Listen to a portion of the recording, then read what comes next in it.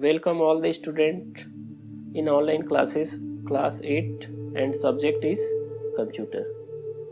So in previous lecture we all discuss about the chapter 1 multimedia. कुछ topic हमने complete किया है multimedia का. क्या क्या टॉपिक हमने कंप्लीट किया है लास्ट में मैं आपसे क्वेश्चन आंसर करूँगा, तो आप लोग तैयार रहें कि बाकी जो प्रीवियस क्लास में जो चैप्टर जो मैं पढ़ाया हूँ वो आपको नॉलेज होना चाहिए. तो हमने मल्टीमीडिया से रिलेटेड कुछ टर्म्स डिस्कस किया था. जैसे हमने डिस्कस किया था व्हाट इज़ मल्टीमीडिया डिस्कस किया था. Second history of multimedia discuss कर लिया था.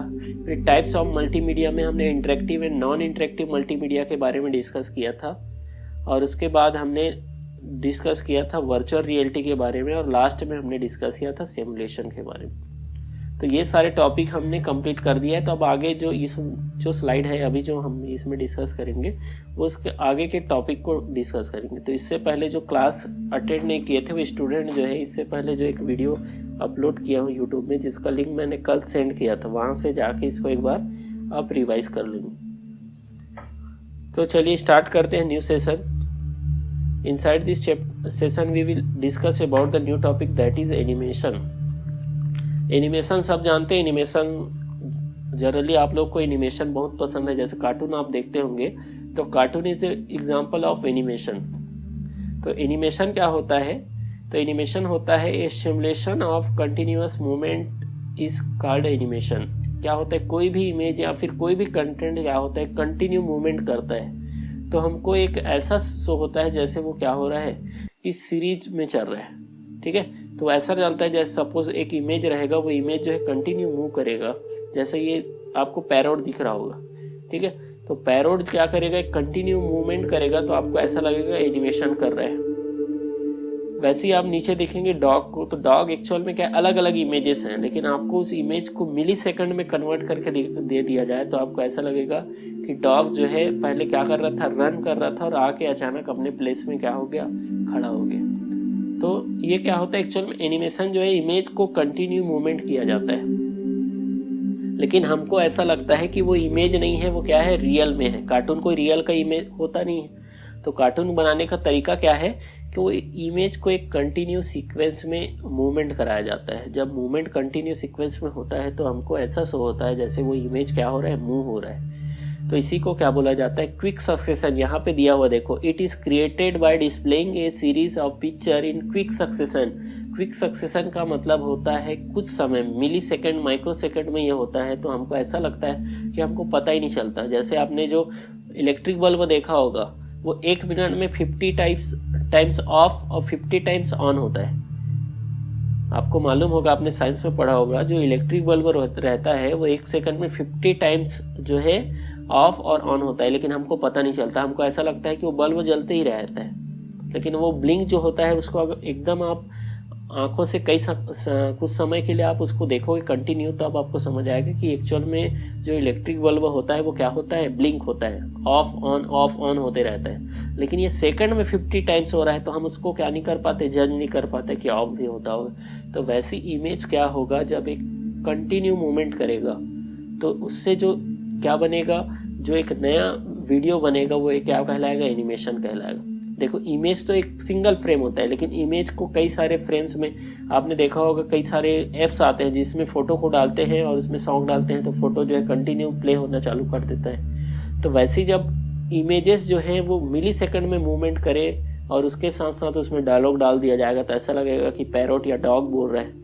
तो ये मूवमेंट के थ्रू हो पाता है कि हमको एनिमेशन कैसे क्रिएट होता है. तो इमेज को कंटिन्यू मूवमेंट कराया जाता है इन क्विक सक्सेशन, तो क्या बन जाता है, एनिमेशन बन जाता है. तो एग्जांपल यहाँ पे दिया हुआ है, cartoon film are example of animation. देखो ये चैप्टर पूरा मल्टीमीडिया के ऊपर बेस्ड है. तो मल्टीमीडिया से रिलेटेड जितने भी टर्म्स आते हैं, हमने वर्चुअल रियलिटी पढ़ा, सिमुलेशन पढ़ा, मल्टीमीडिया पढ़ा, तो ये सारे पार्ट्स हैं मल्टीमीडिया के. जो हमने वर्चुअल रियलिटी पढ़ा था, फिर सिमुलेशन पढ़ा था, अब फिर एनिमेशन पढ़ रहे हैं. तो ये सारे पार्ट्स हैं किसके, मल्टीमीडिया के. कोई भी डाउट होगा तो आप मेरे से पूछ सकते हैं माइक ऑन करके, अदरवाइज आप मेरे को कमेंट्स भी कर सकते हैं.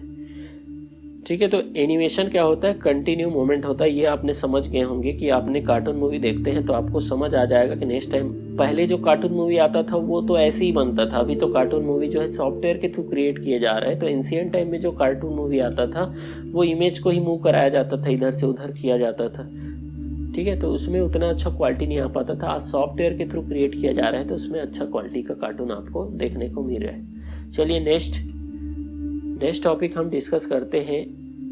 अब देखिए हम यहाँ पे डिस्कस कर लेते हैं मल्टीमीडिया के एप्लीकेशन ऑफ मल्टीमीडिया। तो मल्टीमीडिया का यूज़ कहाँ कहाँ पे, अब हमारा ये चैप्टर का ये लास्ट टॉपिक है कि एप्लीकेशन ऑफ मल्टीमीडिया का यूज़ कहाँ कहाँ पे किया जा रहा है। तो मल्टीमीडिया का यूज़ जो है आज डिफरेंट पर्पस के लिए किया जा रहा है। हर एक फील्ड में मल्टीमीडिया का यूज़ जो है हम टीवी में देखते हैं। उस दिन भी मैंने बताया था कि मल्टीमीडिया मीन्स होता है 2 और मोर मीडिया। एक बार फिर से बता दे रहा हूँ मल्टीमीडिया क्या होता है कि जब हमको क्या मिले, कोई नॉलेज मिले, लेकिन वो नॉलेज कैसे मिलना चाहिए, 2 तरीके से मिलना चाहिए, ठीक है। जैसे हम देख भी रहे हैं और सुन भी रहे हैं तो वो क्या कहलाएगा, मल्टीमीडिया कहलाएगा। जैसे अभी आप मोबाइल में देख भी रहे हो और आपको साउंड भी प्रोड्यूस हो रहा है तो वो क्या का एग्जाम्पल है, मल्टीमीडिया का एग्जाम्पल है, ठीक है। तो जब आप 2 तरीके से इंफॉर्मेशन लेते हैं, साउंड से भी और देखने से भी, वैसे ही लेकिन जैसे रेडियो होता है, रेडियो में हम केवल सुन सकते हैं तो वो रेडियो हमारा मल्टीमीडिया का एग्जाम्पल नहीं है, ठीक है। तो जिसमें हम 2 तरीके से इंफॉर्मेशन ले वो क्या कहलाएगा, मल्टीमीडिया कहलाएगा। चलिए यहीं पे देख लेते हैं फर्स्ट एप्लीकेशन एडवर्टाइजमेंट में। तो एडवर्टाइजमेंट में कैसे किया जाता है, जैसे आपने देखा होगा कि आप फेयर एंड लवली का एडवर्टाइजमेंट देखते हैं टीवी में, तो उसमें बताते हैं कि 7 डेज में आपका चेहरा क्या हो जाएगा, एकदम ग्लो करेगा। तो एक्चुअल में हमको तो मालूम नहीं है कि वो उसका एक्चुअल में काम करता है, फेयर एंड लवली 100% ऐसा काम करता है कि नहीं करता, ये तो हमको मालूम नहीं। लेकिन हमको क्या लगता है कि एडवर्टाइजमेंट हमको क्या कर रहा है, प्रमोट कर रहा है कि हम इस प्रोडक्ट का क्या करें, यूज़ करें। तो ये किसके थ्रू हो पा रहा है, मल्टीमीडिया के थ्रू हो पाया है कि उन्होंने मल्टीमीडिया के थ्रू उन्होंने क्या दिखाया कि पहले दिन ऐसा दिखता था, दूसरा दिन ऐसे, 7 डेज में उसका चेहरा इतना ग्लो कर रहा है। तो हमको क्या कर रहा है, वो इंटरेक्ट कर रहा है। तो वो क्या करता है, हमको एडवर्टाइजमेंट हमको इंटरेक्ट करते हैं कि इस प्रोडक्ट का हम क्या करें, यूज़ करें, ठीक है। तो कई सारे आपने प्रोडक्ट को ऐसे ही यूज़ किया होगा कि एडवर्टाइजमेंट में आपने टीवी में देखा होगा तो हमको क्या लगा, अच्छा लगा होगा। तो advertisement using multimedia intentionally to convey message to the masses product are not promoted using the single media any longer. तो आपको क्या करता है, वो मीडिया आपको प्रमोट करता है कि हम उस प्रोडक्ट का क्या यूज़ करें, कि यूज़ करके देखें। जैसे अगर आपने Coca Cola, Thums Up, Pepsi, कई सारे प्रोडक्ट का भी एडवर्टाइजमेंट आता है, तो हमको क्या लगता है कि कोई प्रोडक्ट उसके एडवर्टाइजमेंट से ही हमको अच्छा लगता है तो हम उसका यूज़ करना चालू कर देते हैं। तो ये किसके थ्रू हो पाया है, मल्टीमीडिया के थ्रू पॉसिबल हो पाया है कि आज एडवर्टाइजमेंट जो है आता है वो मल्टीमीडिया के थ्रू ही आ पाता है। नेक्स्ट एप्लीकेशन, सेकंड एप्लीकेशन है एंटरटेनमेंट। आप आजकल जो है टाइम पास करने का सबसे अच्छा जरिया जो है मोबाइल है, टीवी है। तो आप मोबाइल में क्या करते हैं, वीडियो गेम खेलते होंगे या वीडियो देखते होंगे, ठीक है। The rapid grow of the entertainment industry has been made possible by the multimedia. तो आपको कार्टून, आपने जो गेम है वो क्यों अच्छा लगता है, क्योंकि आपको वो गेम क्या कर रहा है, आपको एंटरटेनमेंट प्रोवाइड करा रहा है और वो उसके इंटरटेनमेंट के कारण से ही आप लंबे समय तक उस मोबाइल में गेम खेल पाते हो। तो ये जो है किसके थ्रू पॉसिबल हो पाए, मल्टीमीडिया के। आपने टीवी में कार्टून देखते हैं, टॉम एंड जेरी या डिफरेंट टाइप के कार्टून देखते हैं, वो आपको क्या करते हैं, इंटरेक्ट करते हैं। इसीलिए आप क्या करते हैं, मल्टीमीडिया का यूज़ करके इन कार्टून को डिज़ाइन किया जा रहा है आपके एंटरटेनमेंट के लिए, गेम को डिज़ाइन किया जा रहा है आपके एंटरटेनमेंट के लिए। तो एंटरटेनमेंट पर्पस के लिए भी कई सारे कार्टून, कई सारे मूवीज़ बनाए जा रहे हैं ताकि आप अच्छे से उससे क्या कर पाए, एंटरटेनमेंट कर पाए। तो आज के समय में मल्टीमीडिया ही है जो क्या कर रहा है, एंटरटेनमेंट को नए तरीके से आपको रिप्रेजेंट किया जा रहा है, ठीक है। तो मल्टीमीडिया के थ्रू क्या कर पा रहे हैं, हम एंटरटेनमेंट को अच्छे तरीके से आज घर बैठे हम एक्सेस कर पा रहे हैं। नेक्स्ट एजुकेशन के फील्ड में आपने देखा होगा कि आज के समय में ये जो हम एजुकेशन घर बैठे एक्सेस कर पा रहे हैं तो ये भी कहीं ना कहीं मल्टीमीडिया के थ्रू ही पॉसिबल है। कोई ना कोई हमने क्या किया है, एक टेक्निक यूज़ किया है जिसमें हम देख भी पा रहे हैं और सुन भी पा रहे हैं। तो एक चीज़ यहाँ पे बोला गया है, it is the rightly said that the picture is worth A thousand of word. एक पिक्चर जो है आप हजारों शब्दों से अच्छा एक पिक्चर जब शो होता है तो आप उससे क्या कर पाते हैं, इजीली समझ पाते हैं। जैसे मैं आपको ह्यूमन बॉडी के बारे में बताऊं कि ह्यूमन बॉडी में यहाँ पे ब्रेन है, यहाँ पे हार्ट है, यहाँ पे लंग्स है, लेकिन वही मैं आपको इमेज दिखा दूं और बता दूं, एक बार में आप सारा चीज़ समझ जाएंगे और आपको पूरे लाइफ टाइम के लिए वो नॉलेज आपको याद रहेगा। तो ये जो मल्टीमीडिया है उसका यूज एजुकेशन पर्पस में क्या हो रहा है कि हमारे ब्रेन को जो है वो इमेजेस या वो साउंड जो है हमको क्या रहता है, वो लाइफ टाइम के लिए याद रहता है। क्योंकि हमने क्या किया कि एजुकेशन में जैसे हम कंप्यूटर का यूज़ करते हैं आज के समय में, तो हम क्या कर पाते हैं, कम समय में इंटरनेट के थ्रू कई सारे नॉलेज एक्सेस कर पा रहे हैं।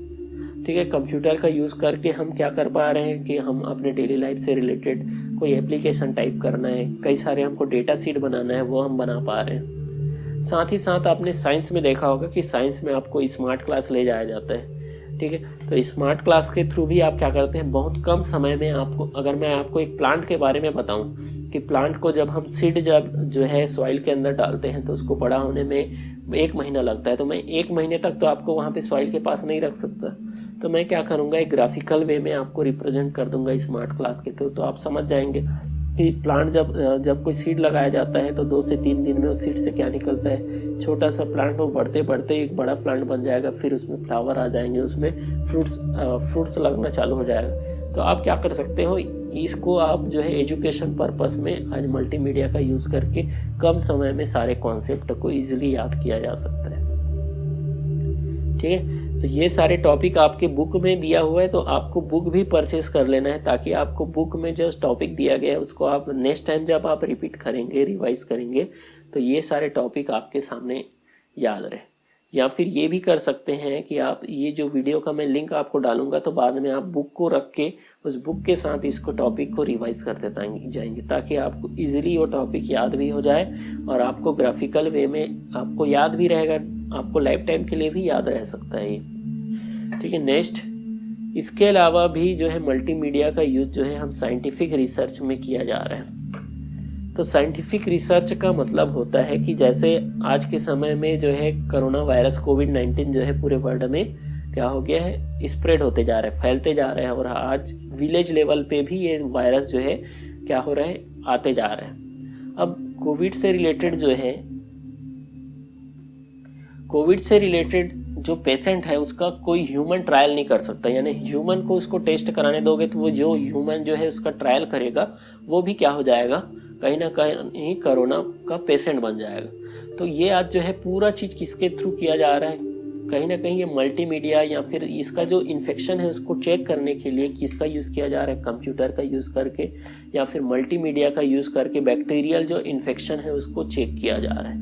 जिससे क्या होता है कि क्योंकि ये कोरोना वायरस जो है इतना छोटा पार्टिकल रहता है, मॉलिक्यूल रहता है कि ह्यूमन इसको देख नहीं सकता है, लेकिन इसी को हम क्या करते हैं, मल्टीमीडिया के थ्रू पॉसिबल हो पाता है कि कोरोना वायरस का जो वायरस जो रहता है, जो बहुत छोटा मॉलिक्यूल होता है, सब्सटेंस होता है, उसको हम बड़ा लार्ज करके देखा जा सकता है और हम पता लगा सकते हैं, या डॉक्टर या फिर जो इससे रिलेटेड जो चेक करने वाला रहता है वो क्या कर पाता है, रिसर्च करके पता लगा पाता है कि कौन से ह्यूमन के अंदर जो है कोरोना वायरस के सिम्टम्स है या वायरस इंटर कर लिए है। तो ये किसके थ्रू हो पाए, साइंटिफिक रिसर्च। साथ ही साथ जैसे अगर कोरोना वायरस से रिलेटेड जो रिसर्च किया जा रहा है वो भी किसके थ्रू किया जा रहा है, मल्टीमीडिया या फिर आज कंप्यूटर का यूज़ करके उसको रिसर्च किया जा रहा है कि मॉलिक्यूलर अगर किसी के अंदर इंटर करता है तो हम कौन सा मेडिसिन दें, तो वो भी क्या किया जा रहा है, मल्टीमीडिया के थ्रू ही पॉसिबल हो पाया है कि वो रिसर्च को ईजिली या फिर ह्यूमन बॉडी के इंटरनल पार्ट्स के बारे में साइंटिफिक रिसर्च के थ्रू देख पा रहे हैं। Next, medicine. तो जैसे आपने देखा होगा कि एंशिएंट टाइम में क्या होता था कि किसी को ब्रेन से रिलेटेड प्रॉब्लम है तो उसको मेडिसिन दिया जाता था, लेकिन पता नहीं चल पाता था कि उसके ब्रेन का कौन से पार्ट्स में क्या इन्फेक्शन है। लेकिन आज के समय में कई सारी मशीनें आ गई हैं जिससे हम क्या कर पाते हैं, ह्यूमन बॉडी के इंटरनल पार्ट्स को ग्राफिकली शो हो पाता है कि ह्यूमन बॉडी में कहाँ पे कौन सा प्रॉब्लम है, उस प्रॉब्लम को इजीली आइडेंटिफाई किया जाता है और उसको सॉल्व भी कर लिया जाता है। जैसे अगर आपको कहीं पे सपोज कि ह्यूमन बॉडी के अंदर कहीं पे पेन कर रहा है तो पेन कर रहा है तो आप 1-2 दिन मेडिसिन लेते हैं, फिर उसके बाद आप बड़े डॉक्टर के पास जाते हैं या बड़े हॉस्पिटल में जाते हैं तो आपका MRI करेगा या एक्सरे कर सकता है, सोनोग्राफी कर लेता है। तो इससे क्या होता है, ह्यूमन बॉडी के इंटरनल पार्ट्स को हम ग्राफिकल वे में देख पाते हैं कि ह्यूमन बॉडी में कहाँ पे आपके बॉडी के कौन से पार्ट्स में क्या प्रॉब्लम है, इसको आप इजीली आप देख पाते हैं। वैसे ही आजकल बैक्टीरियल या वायरल इन्फेक्शन को भी आप क्या कर पाएंगे, मशीन के थ्रू इजीली आप ग्राफिकल वे में देख पाते हैं, जिससे ह्यूमन बॉडी में कहाँ पे कौन सा प्रॉब्लम है इसको देखा जा सकता है और बाद में उस प्रॉब्लम को इजीली डॉक्टर के द्वारा सॉल्व किया जा सकता है। तो मेडिकल के फील्ड में भी इसका यूज़ किया जा रहा है कि वायरल और बैक्टीरियल इफेक्ट को ह्यूमन बॉडी के अंदर। लेकिन ये जो मल्टीमीडिया है इसका यूज़ वही कर पाएंगे जो ट्रेंड डॉक्टर हो। जैसे आज जो सर्जरी किया जा रहा है, ऑपरेशन जो किया जा रहा है वो ह्यूमन नहीं करता, मशीन करता है, लेकिन वो उसको वही डॉक्टर कर पाएंगे जो जिसको किसके बारे में मालूम हो। ये सारे जो मल्टीमीडिया डिवाइसेस यूज़ किया जा रहे हैं वो डिवाइसेस के बारे में वो ट्रेंड हो। नया जो डॉक्टर है जो इसके बारे में जानता नहीं, फेमिलियर नहीं है, वो डॉक्टर इससे क्या नहीं कर पाएगा, ऑपरेशन नहीं कर पाएगा। तो ये जो है बेसिक डिफरेंस है जो आज के समय में जो है यूज़ किया जा रहा है। एंशिएंट टाइम में ये सारे फैसिलिटीज़ जो है डॉक्टर के पास नहीं होते थे, लेकिन आज के समय में जो है ये सारे फैसिलिटीज़ डॉक्टर के पास है कि वो ह्यूमन बॉडी के इंटरनल पार्ट्स को ग्राफिकल वे में देख सकते हैं। Next, aviation. तो एविएशन क्या होता है, जैसे आपने देखा होगा कि जो एरोप्लेन रहता है, एरोप्लेन जो है लैंड करने से पहले क्या करता है, एक सिग्नल जनरेट करता है। वो सिग्नल क्या होता है कि वो सिग्नल ये होता है कि वो सबसे पहले क्या करता है, जहाँ पे वो लैंड करने वाला रहता है उस लैंड करने से पहले उस प्लेस को चेक कर लेता है कि वहाँ पे कोई पहले से तो कोई एरोप्लेन नहीं बैठा, एरोप्लेन तो नहीं है। तो वो क्या करता है, वहाँ पे चेक करता है कि जो ट्रैक जहाँ पे वो लैंडिंग करने वाला है वो ट्रैक खाली है कि नहीं। अगर वो ट्रैक खाली है तभी वो उसमें क्या करता है, लैंड करता है। अदरवाइज वो क्या करेगा, एक सिग्नल सेंड करेगा कि आप उस ट्रैक को क्या करो, खाली करो, ताकि कभी कुछ होने से पहले जो है कुछ जो है एक्सीडेंट होने से पहले क्या हो सके, बच सके। ठीक है, तो एविएशन क्या करता है, एरोप्लेन के द्वारा जो है, एयरक्राफ्ट के द्वारा जो है, साथ ही साथ इससे क्या किया जाता है, एरोप्लेन के अंदर इससे क्या कर पाते हैं, एरोप्लेन जो है ग्राफिकल वे में जो है लैंड करने से पहले वो लैंड के बारे में देख पा रहा है। तो इससे अब और साथ ही साथ जो है एरोप्लेन के इंटरनल पार्ट्स, इंटरनल मशीन के बारे में भी जो है वो ऑटोमेटिकली वो क्या करते रहते हैं, ग्राफिकल वे में शो करते रहते हैं कि इंजन सही से काम कर रहा है कि नहीं। अगर नहीं कर रहा है तो उसको क्या किया जाएगा, ठीक किया जाएगा। तो इससे क्या होता है कि एक्सीडेंट होने के चांसेस कम हो जाते हैं। अब एक इंफॉर्मेशन बाइट दिया, इन्फो बाइट दिया है, हिस्ट्री बाइट दिया है। ये आपका एविएशन से रिलेटेड। इससे पहले जो हम एविएशन पढ़े थे, एविएशन क्या होता है, लैंड करने से पहले एरोप्लेन चेक कर लेता है। तो इसी का एक हिस्ट्री बाइट दिया है, सी मोड। तो एक टेक्निक यूज करता है, देखो एरोप्लेन जो लैंड करने से पहले जो चेक करता है कि लैंड करने से पहले कि वो ट्रैक खाली है कि नहीं, उसके लिए एक टेक्निक यूज करता है, उसको बोलते हैं सी मोड। तो सी मोड क्या होता है, सी मोड एक टेक्निक है जिसमें micro computer based air traffic model का यूज किया जाता है, जिससे सिमुलेट होता है कि लैंडिंग या टेक ऑफ करने से पहले वो ग्राउंड मूवमेंट को जान लेता है कि आपका ग्राउंड मूवमेंट, कि ग्राउंड में कोई कहीं पे पर्सन तो खड़ा नहीं है, या फिर कहीं पे कोई बड़ा सा डिवाइस या कोई पत्थर तो नहीं है। वो क्या करता है, पूरे ट्रैक को चेक कर लेता है। तो ये डेवलप हुआ था 1998 में। ठीक है, तो सी मोड जो है वो कब डेवलप हुआ था, 1998 में। और ये जैसे कोई एरोप्लेन है तो वो क्या करता है, लैंड करने से पहले एक सिग्नल जनरेट करता है, जिससे पता चल जाता है कि वहाँ पे कौन कौन सा ट्रैक खाली है और उसी ट्रैक में वो क्या करेगा, लैंड करेगा। ऑलरेडी वो डिसाइडेड रहता है, लेकिन फिर भी वो क्या कर लेता है, एक्सीडेंट या दुर्घटना से बचने के लिए एक बार सिग्नल सेंड करके चेक कर लेता है ट्रैक को। तो जिससे पता चल जाता है कि वो ट्रैक खाली है, तो इजीली उसमें क्या कर पाता है, लैंड कर पाता है। तो ये किसके थ्रू हो पाए, एक टेक्निक यूज करता है जिसका नाम है सी मोड। तो इस तरह से हमारा चैप्टर कंप्लीट होता है। तो किसका, सी मोड। हाँ, तो सी मोड यही है, देखो एक micro computer based air traffic model that simulate the landing and take offs. ये क्या होता है, माइक्रो कंप्यूटर बेस्ड एक ट्रैफिक मॉडल है जो सिमुलेट करता है करने से पहले और टेक ऑफ करने से पहले कि ग्राउंड मूवमेंट कहीं पे कुछ है तो नहीं, ठीक है। तो ये इसका डेफिनेशन भी है। अब हमने ये चैप्टर हमारा कंप्लीट होता है। तो इस चैप्टर में हमने क्या क्या पढ़ा, देखो हमने सबसे पहला पढ़ा terms multimedia made two words से मिलकर बना है मल्टी एंड मीडिया, जिसमें मल्टी मीन्स होता है मेनी और मीडिया मीन्स होता है कम्युनिकेशन, मीन्स ऑफ कम्युनिकेशन। जब हम दो तरीके से क्या करें, कम्युनिकेट करें, तो वो क्या कहलाएगा, मल्टीमीडिया कहलाएगा। जैसे मैंने एग्जांपल दिया था कि मैं अभी बोल भी रहा हूँ और वहाँ पे आपको इमेज भी शो हो रहा है, तो ये मल्टीमीडिया का एग्जांपल है। Second, multimedia is integrated. कब मल्टीमीडिया कहलाएगा, जब टेक्स्ट के साथ इमेज, ऑडियो या वीडियो हो सकता है। कोई भी दो मीडिया हो, टेक्स्ट के साथ ऑडियो हो तब भी मल्टीमीडिया कहलाएगा, इमेज के साथ ऑडियो हो तब भी मल्टीमीडिया कहलाएगा, ठीक है, वीडियो के साथ ऑडियो हो तब भी मल्टीमीडिया कहलाएगा। तो कोई दो तरीका जब होगा तो आप उसको क्या बोल सकते हैं, मल्टीमीडिया। नेक्स्ट, मल्टीमीडिया में भी इंटरेक्टिव और नॉन इंटरेक्टिव। हमने पढ़ा था मल्टीमीडिया दो तरीके से होता है, इंटरेक्टिव और नॉन इंटरेक्टिव, जिसमें यूजर का इंटरफेस हमेशा तब तक बना रहेगा जब तक उस डिवाइस को यूज कर रहे हैं। जैसे आप गेम खेलते हो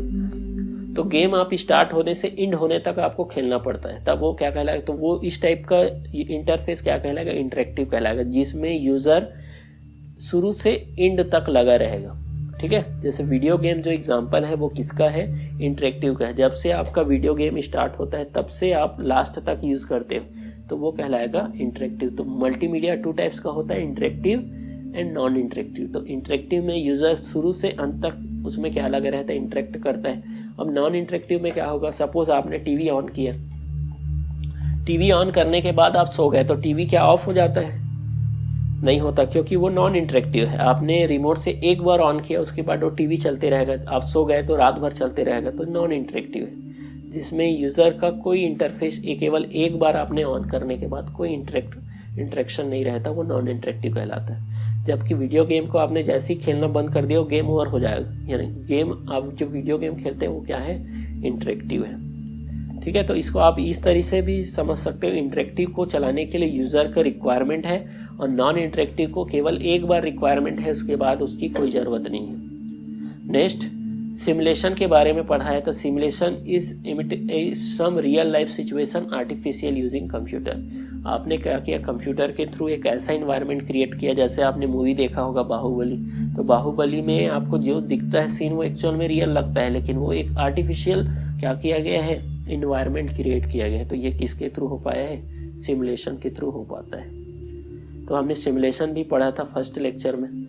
फिर उसके बाद हमने वर्चुअल रियलिटी, तो वर्चुअल रियलिटी भी आर्टिफिशियल इन्वायरमेंट होता है, लेकिन ये सॉफ्टवेयर के थ्रू क्रिएट किया जाता है। It is present to the user such a way to expect as a real environment, और ये भी आपको ऐसा इन्वायरमेंट क्रिएट करता है जैसा रियल इन्वायरमेंट हो। नेक्स्ट, एनिमेशन इज, हमने एनिमेशन के बारे में पढ़ा कि एनिमेशन क्या होता है, सिमुलेशन ऑफ कंटिन्यूअस मूवमेंट होता है, और it is creating by displaying the series of picture in quick succession. एक कम समय में सारी इमेज जब मूव होगा तो हमको ऐसा लगेगा कि वो इमेज एक्चुअल में मूवमेंट हो रहा है, लेकिन वो एक्चुअल में क्या होता है, एनिमेशन के थ्रू हो पाता है। और लास्ट हमने मल्टीमीडिया का यूजेस देखा, एप्लीकेशन ऑफ मल्टीमीडिया देखा, कहाँ पे, एडवर्टाइजमेंट में, इंटरटेनमेंट में, एजुकेशन में, और आप एजुकेशन में मैथमेटिकल एंड साइंटिफिक रिसर्च में देखा। फिर इसके अलावा मेडिसिन और एविएशन में मल्टीमीडिया का यूज आज के समय में किया जा रहा है। तो इस प्रकार से हमारे ये जो चैप्टर है वो कंप्लीट होता है। तो थैंक यू। अगर आप लोग का